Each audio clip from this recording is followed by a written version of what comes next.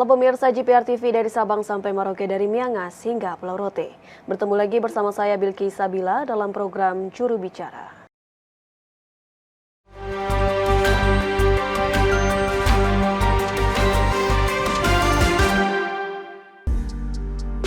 Pemerintah Republik Indonesia mengajukan proposal penyusunan pedoman melawan berita palsu dan disinformasi di media bagi aparatur pemerintah kepada Sekretariat Association of Southeast Asian Nations atau ASEAN.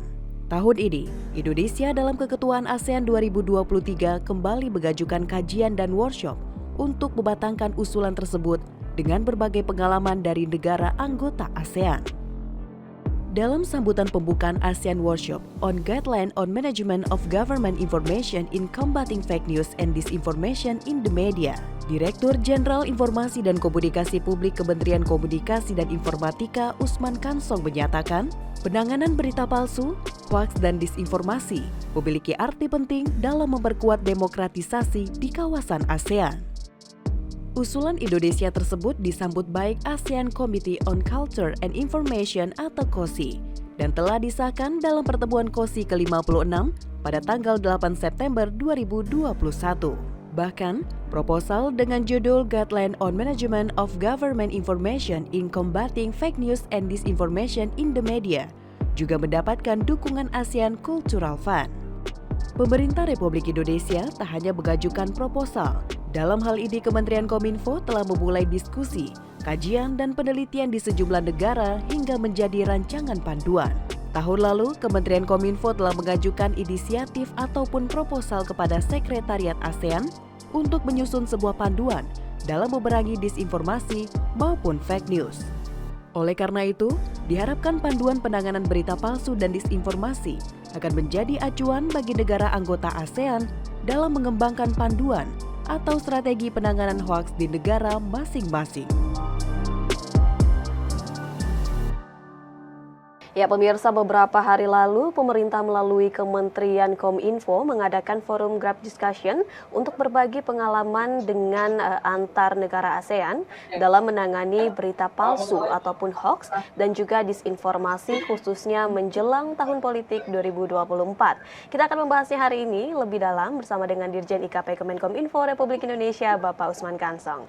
Assalamualaikum, selamat malam Pak Dirjen.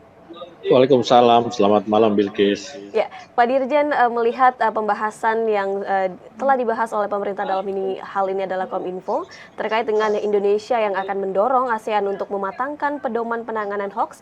Bagaimana Pak Dirjen melihat gagasan Kominfo ini agar dapat diterima oleh negara ASEAN, Pak Dirjen? Ya, jadi saya kira negara-negara ASEAN dan juga banyak negara lain di dunia yang menghadapi persoalan, menghadapi tantangan terkait dengan berseliwerannya, merajalelanya fake news, hoax atau disinformasi, ya terutama yang terkait dengan politik begitu. Nah, hoax ini sebetulnya sudah menjadi isu di negara-negara ASEAN.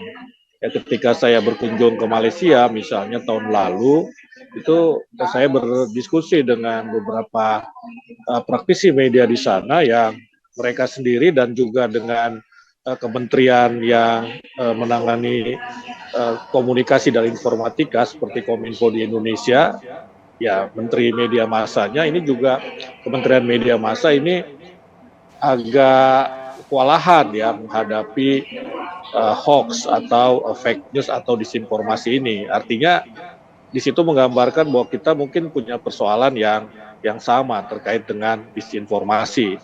Nah, karena itu Kominfo ya Indonesia melalui Kominfo ini mengajak masyarakat ASEAN, mengajak negara-negara ASEAN ya untuk semacam memberi perhatian ya kepada persoalan ataupun tantangan disinformasi di dunia digital ini ya, bagaimana kita misalnya melakukan take down ya, bagaimana kita melakukan kontra narasi begitu. Nah, Indonesia sendiri kan punya pengalaman ya dengan hoax ya, bahwa hoax itu menyebabkan polarisasi misalnya di pemilu 2014, pemilu 2019 juga di beberapa pilkada begitu. Nah, karena itu kita nanti bisa berbagi pengalaman ya dengan negara-negara ASEAN lain, sebaliknya negara-negara ASEAN lain juga saya kira punya pengalaman-pengalaman bagaimana menangani hoax ini.